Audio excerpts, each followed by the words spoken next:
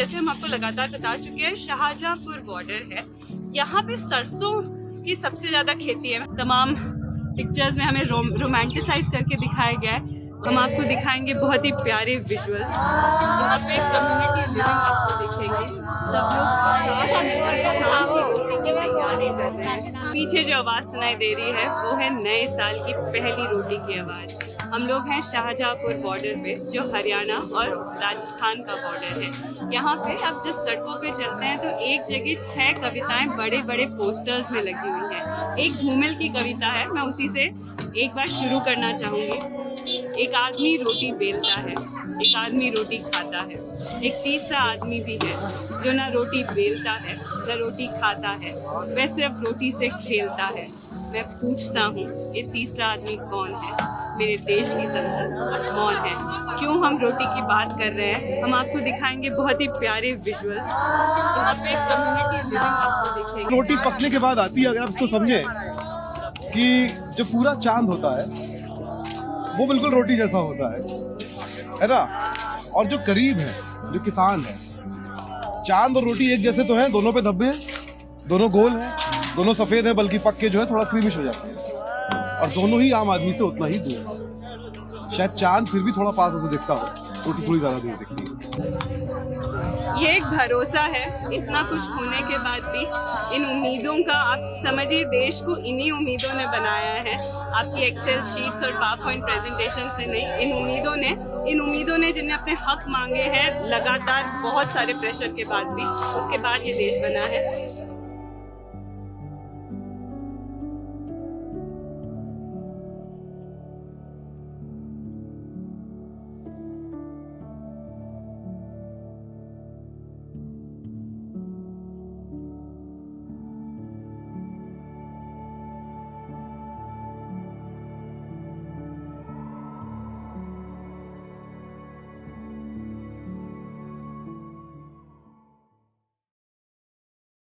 तो हमारे साथ जो है विकास कुमार जी हैं और बिहार से हैं, और अभी मैं इनके साथ कैब में बैठा हूँ। पर विकास जी खेती भी करते हैं, किसान हैं, गांव में खेती है इनकी। और आप कुछ बता रहे थे हमको, जो बात हम लोग कर रहे थे जी कि जैसे हम जानते हैं कि बिहार में APMC अब नहीं है, मंडी नहीं है जी। तो क्या नुकसान उसका हुआ है, आपको क्या लगता है? सर नुकसान तो देखा जाए तो सबसे ज़्यादा किसान का नुकसान ये हुआ है कि जो लागत हमें खेती करके उपज करने में आती है, मजबूरी बस अगर हमें बेचना भी पड़ता है तो वो मजबूरी हमारी है कि हमें बेचनी है। जब हम खेती करते हैं तो हमारे पास बजट कम होता है, फिर भी हम खेती करते हैं जी। दुकानदार से रिक्वेस्ट करके कि चलो फसल होगा, फसल बेचेंगे सीजन में, फिर मैं आपके पैसे पेमेंट करेंगे। जब हम खेती करते हैं तो पानी वाले हैं, बोरिंग चलाने वाले हैं, उनसे भी हम कहते हैं कि भैया कुछ ले लो पैसे, कुछ बाद में दे दूंगा। बीज वाले हैं, खाद वाले हैं, उनसे कुछ देते हैं, कुछ लेके उधार रख लेते हैं कि चलो फसल होगी बेच देंगे। अगर फसल हो गई, हम सपोज 1 एकड़ की बात करते हैं, तो 1 एकड़ में जो लागत आती है वो बेचने के बाद वो लागत ऊपर नहीं आती। ये चीज़ देखने को हमें मिलता है। हमने बड़ी बारीकी से देखा है ये चीज़। हमने 1 कट्ठे का हिसाब निकाल के भी देखा है और 1 एकड़ का भी हिसाब निकाल के देखा है। मेरे पास लागत नहीं वापस आती है। हमारे पास 10 एकड़ जमीन है, लेकिन 10 एकड़ में हम 1 एकड़ 2 एकड़ ही उपजाते हैं, रीजन सिर्फ खाने के। यानी कि अगर आप बाजार के लिए उपजाएं, मान लीजिए जी, तो आपकी जो उपज हुई है, जी, जो फसल है, वो बेचने पर आपको लागत भी नहीं मिलती है। सर नहीं मिल पाती है। अगर हम कोल्ड स्टोर भी करते हैं तो लागत और ज़्यादा हो जाता है उसका जी। और कोल्ड स्टोर के बाद अगर हम निकाल के उसको बेचते हैं तो पता चला जिसके घर में है वो 15 रुपए किलो बेच रहा है। बताइए कि हाँ जी, आप कुछ कहते 15 रुपए किलो, वो 15 रुपए किलो बेच रहा है। हम स्टोरेज चार्ज करके हमारे को 17 रुपए खर्चा पड़ गया, तो हम 15 रुपए कैसे बेच देंगे उससे? ये बताइए कि बिहार में कितना किसान है?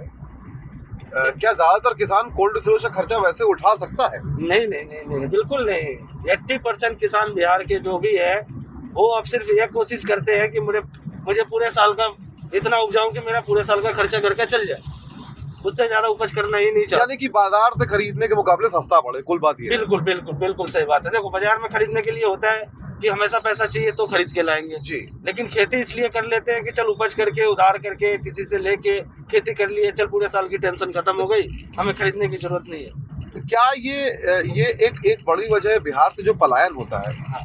उसकी एक बड़ी वजह ये भी है कि खेती जो है वो घाटे का सौदा है और इसलिए लोगों को काम करने के लिए, कमाने के लिए बाहर जाना पड़ता है। बिल्कुल बिल्कुल सर, बिल्कुल। हम भी हैं, हम चाचा ताऊ के 11 भाई हैं। 11 भाई में हमारे घर में हमारी 22 की फैमिली है एज ए जेंट्स मेंबर की जी। लेकिन घर पे अभी सिर्फ पापा तीनों हैं, चाचा और पापा तीनों हैं बस, और मम्मी है। बाकी घर पे कोई नहीं है। हर किसी की बहू है, हर किसी का बेटा बाहर में। रीजन कमाने का, काम सबसे बड़ा चीज़ है कि काम नहीं है बिहार में। अगर मैं, आप बिलीव नहीं करोगे, मेरे घर में 92 से मैं फूल का खेती करता हूँ, गेंदे का। जी पहले हमने रजनीगंधा भी रोपा, वो उपज नहीं हुई, वो मिट्टी नहीं थी हमारी। जी। हमने गेंदे की खेती करी। गेंदे की खेती हमने कलकत्ता में, हम पैदा हुए थे कलकत्ता में, पापा रहते थे, तो वहाँ से हमने ये चीज़ उठाया, बीज लिया, लेके आए, खेती की गेंदे की। उसके बाद क्या करते थे, हम सीजनली काम करते थे। जैसे दिवाली पे गेंदे की खेती करते थे जी। तो 3.5 फीट का एक लड़ी बनता था। वो लड़ी हमारे यहाँ से जाता था, होलसेल रेट में जाता था। अभी की बात बता रहा हूँ, पिछले साल की बात बता रहा हूँ, 4.5 से 5 रुपए लड़ी जाता है, जिसमें 45 फूल लगते हैं। और वो लड़ी मंडी में बाई चांस अगर हमें खुद बेचने जाते हैं तो हम 7 रुपए, 8 रुपए, 10 रुपए तक बेचते हैं। अगर मंडी की रेट मतलब कई गुने का मुनाफा डबल कमाया जाता है। बल्कि जैसे हम लोग अभी बात कर रहे थे चावल की, तो चावल में तो मतलब 3 से 4 गुने का मुनाफा जो है वो कंपनियां कमाती हैं। बिल्कुल बिल्कुल सर, बिल्कुल। आपसे जो है 300 रुपए बारीक चावल जो होता है, जी जी, वो 300 रुपए क्विंटल खरीद के और 3000 रुपए क्विंटल खरीद के जी जी, और 150 रुपए किलो के आसपास जी जी, वो बेच रही होती हैं। बासमती की अगर हम बात करें खास जी तौर पे। जी। अगर आप इसको कैलकुलेट करेंगे सर, तो जैसे हम परमल चावल उगाते हैं, परमल चावल हमारे से 4 रुपए किलो धान खरीद ली जाती है जी। 4 रुपए खरीद लिए उन्होंने। 4 रुपए में चावल निकालने का खर्चा होता है 20% लेस हो जाता है उसका भूसा जी। तो 80% का मतलब हुआ कि 100 किलो धान में आपको 75 किलो चावल निकलेगा जी। 5 किलो टुकड़ा निकलेगा, 20 किलो भूसा माइनस हो जाएगा जी।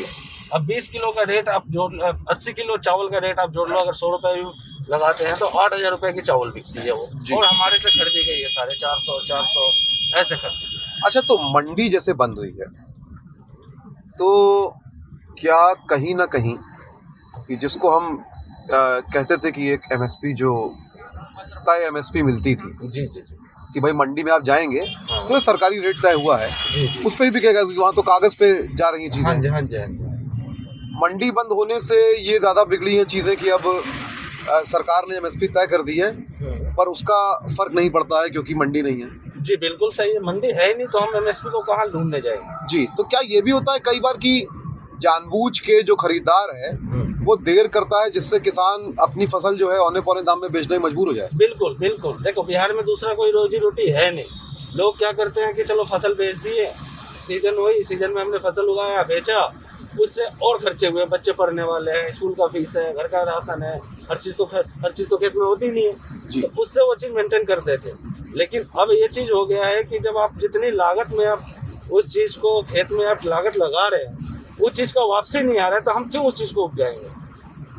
हम उस चीज़ को उपजाने के लिए एग्री नहीं है, इसलिए नहीं। तो नहीं, मैं जो सवाल पूछा तो ये है कि क्या ऐसा होता है कि कई बार जैसे दाम तय हुआ है एमएसपी का, लेकिन उसको खरीदने के लिए कोई कानूनी बाध्यता तो है नहीं, नहीं कानून है नहीं, तो ये भी होता होगा कि खरीदार आपसे कहता होगा कि भाई एमएसपी जो भी है तुम हमसे इतना ले लो। हाँ। दूसरा ये कि फसल जब लंबे समय तक नहीं बिकती होगी तो वो खराब हो सकती है, या कोल्ड स्टोरेज में डालना पड़ेगा, या चूहा खाएगा, तमाम चीजें हो सकती हैं, है ना? तो उस डर से भी किसान जो है जल्दी मैं सोचता होगा कि जैसे भी जिस भी भाव में निकल जा रही है। सर, सबसे बड़ी बात, किसान के पास उतना संभाल के रखने के लिए जगह नहीं होता, उसको कैसे संभालेगा इंसान? जी। मैं कहता हूँ मेरे पास 50 कुंटल गेहूँ है, मैं उसको कहाँ उठाऊंगा, कहाँ रखूंगा, कितना लेबर लगाऊंगा उसको संभालने में? जी, उठा के रखने में, संभालने में, इसमें भी लेबर खर्चे होते हैं। बिल्कुल। उसको कौन उठाएगा, कहाँ संभालेंगे? बारिश आ गई, बारिश के फुहार पड़ गए तो सीजन तो खराब हो गया। जी हाँ, उसमें हम अगर केमिकल लगा के नहीं रखे तो उसमें कीड़े लग जाएंगे, तो वो तो खराब हो गया। तो कोशिश किसान की यही रहती है कि जितनी जल्दी खेत से आए और जहाँ तैयार हुआ वहीं से व्यापारी लेके चला जाए, वहीं से वहीं निपटा दे, हमें उठा के फिर रखने के खर्चा बच जाएगा, उसको संभालने की टेंशन खत्म हो जाएगी। तो जैसे आप अभी कैब चलाते हैं। जी सर। तो अभी तो जैसे कोविड के बाद से जी सर, ये जो कैब है, ये जो बिजनेस है आपका, जी सर, काम, जी सर, इसमें भी गिरावट आई होगी? सर इस पे गिरावट आई है, 60% की गिरावट आई। तो ऐसे में खेती किसानी जो है वो क्या और मुश्किल नहीं हो जाती है? बिल्कुल हो जाती है। हम अपने माँ बाप को कह के आए कि चलो जी हम बाहर जाते हैं, थोड़ी दुख दूर करेंगे, काम करेंगे, ये कर लेंगे, वो काम कर लेंगे, जो काम के लिए हम एग्री हैं, जितना हम सक्षम है वो काम हम करते हैं। लेकिन जो चीज़ पहले मिलता था, लॉकडाउन के बाद हमें वो चीज़ मिल नहीं रहा। जी। क्या किसान का जो है, जी हम लोग ये बात सुनते रहते हैं, जी पर क्या किसान के खेती करते रहने की, ना छोड़ने की, यानी कि जैसे आप यहाँ कैब चला रहे हैं, जी लेकिन गांव में भी खेती करते हैं, इसका एक हिस्सा तो ये हो गया कि भाई अपने खाने भर का आप उगा लें। जी जी जी जी क्या ये भी है कि एक लगाव भी होता है अपनी जमीन से, खेती से किसान को? सर बिल्कुल लगाव होता है। आप बिलीव नहीं करेंगे, जितना लगाव हमें अपनी खेती से है उतनी लगाव हमें अपने बैलों से है, जी, जिसको हम महादेव कहते हैं। जी। पैर धोते हैं, उसका फूल चढ़ाते हैं, उसके बाद उसको हम खेत में डालते हैं कि चलो जी अब एक होता है कि शगुन करके हम ले जाते हैं कि चलो जी। इस बार फसल अच्छा हो जी। जाए। तो लगाव जितना औलाद से है उतना ही खेती से है। और हमारे में रियलिटी आपको बताऊं तो हमें नहीं पता कि हमारी जमीन कितने पूर्वज से चली आ रही है। जी, हम उसे बेच भी नहीं सकते। भगवान न करे वैसा कभी मुसीबत आता है तो बेचना पड़ता है, लेकिन जब बेचते समय भी किसान के एक इमोशनल आँख से आंसू निकलना ही निकलना है कि हमें नहीं पता ये जमीन हमें किसने दिया है, कितने पूर्वज हमारे इसको संभाल के आए, आज हमें इसे बेचना पड़ रहा है, चाहे इससे हमें नुकसान हो रही है। तो वहाँ पे इंसान थोड़ा इमोशनल। महंगाई बढ़ने का असर पड़ता है खेती पे? सर बिल्कुल पड़ता है असर। कितना अंतर आया? जैसे पिछले 4-5 साल की अगर हम बात करें तो बीज और खाद की कीमत में क्या अंतर आया है? सर बीज और खाद के में कम से कम 40% का मार्जिन आया। और जो आपकी फसल का दाम है वो वही है?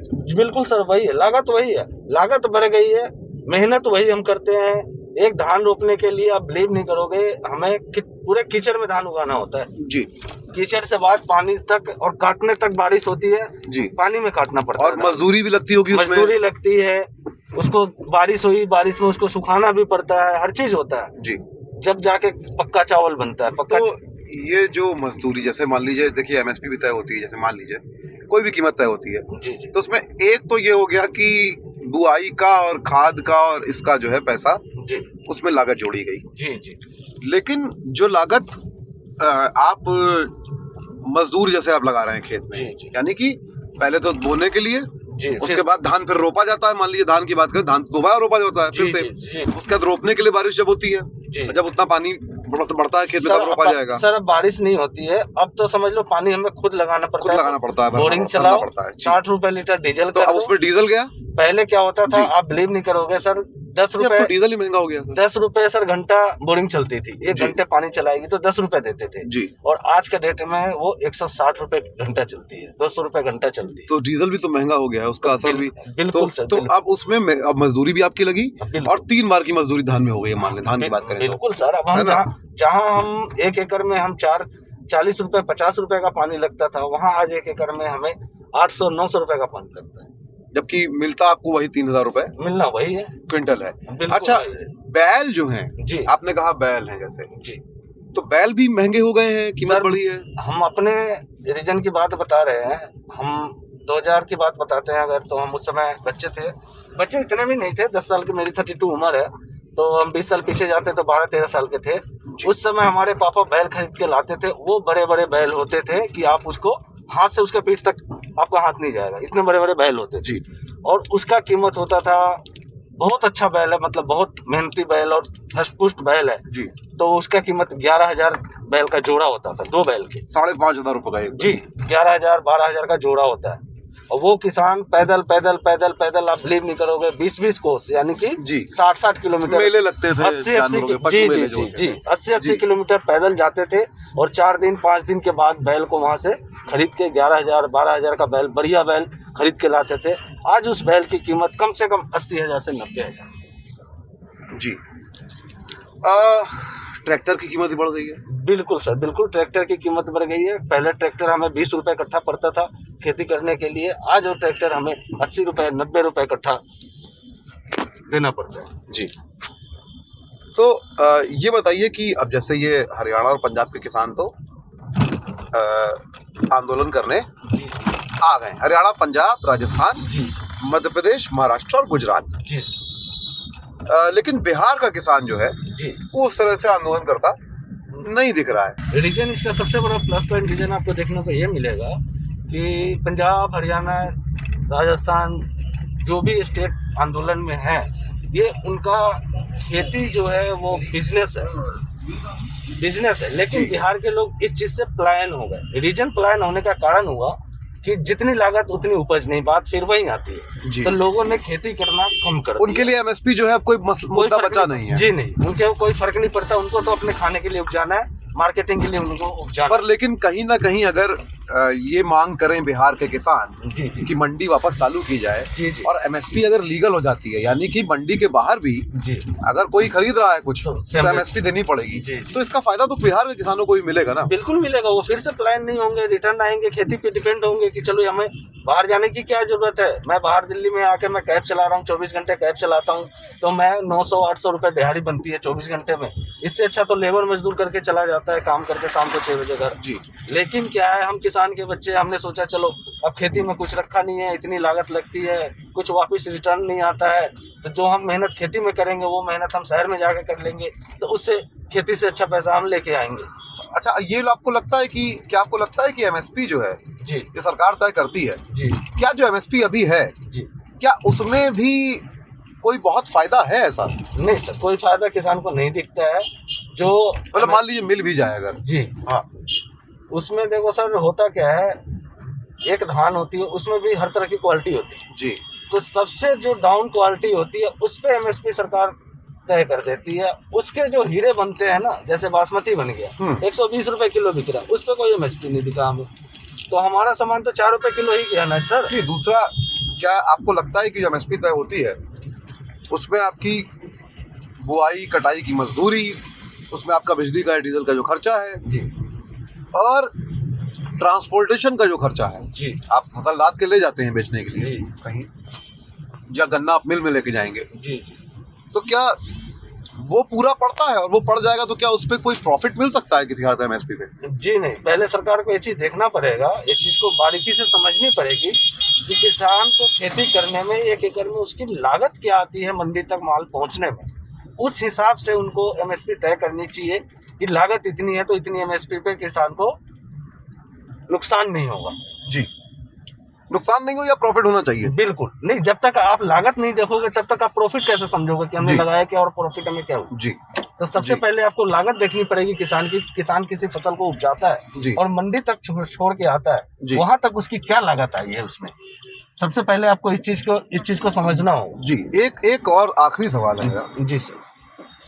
क्या बिहार में जी गन्ना जो है जी। उगाने वाला किसान जी वो धीरे धीरे गन्ना अब छोड़ रहा है उगाना, क्योंकि चीनी मिलें जो है बंद पड़ी हैं अभी तक। जी, जी, कितने जी। मतलब तीन कार्यकाल, चौथा कार्यकाल आ गया है। सर, मेरे घर से 12 किलोमीटर दूर एक मोतीपुर पड़ता है, काटी मोतीपुर। जी जानता हूँ मैं, अब प्रधानमंत्री ने वहाँ रैली की थी अभी चुनाव जी, में। तो वहाँ वो मिल हमें नहीं पता, हमारे पैदा होने से पहले से वो बंद कर दी।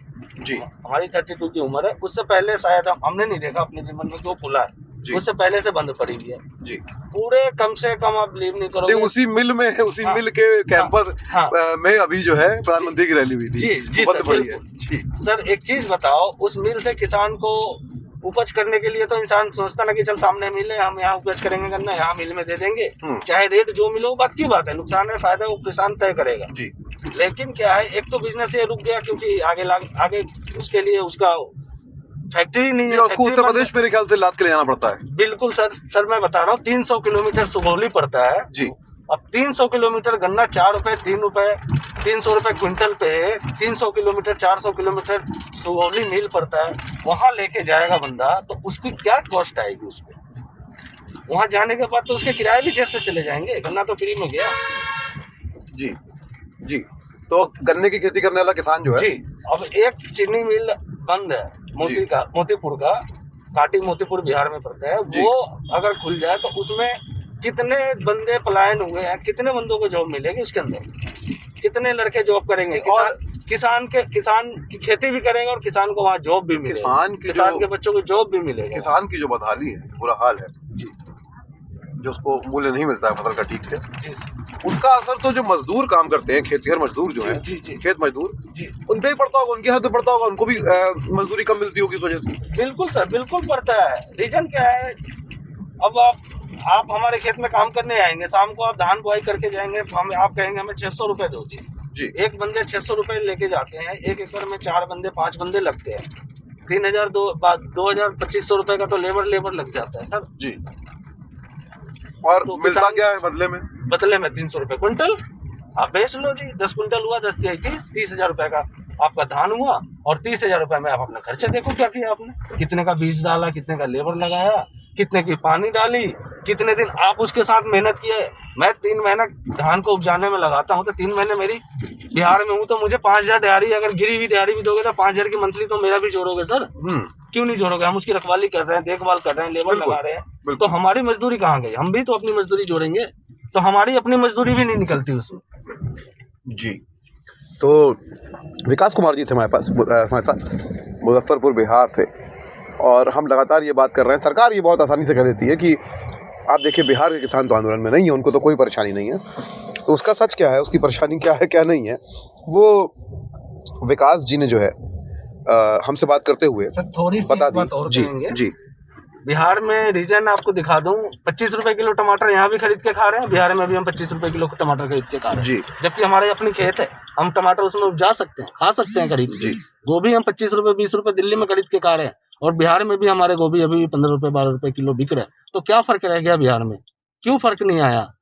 अपनी यहाँ खेती नहीं है तो हम खरीद के खाते हैं, हम मजबूरी है कि हम खरीद रहे हैं, मंडी बिल्कुल खा रहे हैं, लेकिन हमारे खेत में वो चीज़ उपज सकता है, फिर भी हम उसी रेट का, दिल्ली के रेट का खरीद के खा रहे हैं। ऐसा क्यों? तो ये एक सवाल भी आखिरी में छोड़ दिया है विकास जी ने, और महंगाई को लेके, और ये बहुत सारे क्योंकि वादे करके ये सरकार आई थी 2014 में, और कई लोगों को लगा कि 19 में जब नहीं पूरे हुए तो लोगों को लगा एक मौका और देना चाहिए। पर अभी जो स्थिति है, और विकास जी की बातों से क्लियर है कि क्या स्थिति है, और एमएसपी को लेके उनकी राय लगभग वही है जो पंजाब के या हरियाणा के किसानों की राय है, उसमें बहुत खास कुछ ऐसा अंतर नहीं है। तो ये समझने की बात है, और जो ख़ास तौर पे गन्ना किसानों की बात भी कही विकास जी ने, तो हमको ध्यान से समझना पड़ेगा, और लागत भी नहीं आती है अगर एमएसपी जो अभी है वो मिल भी जाए।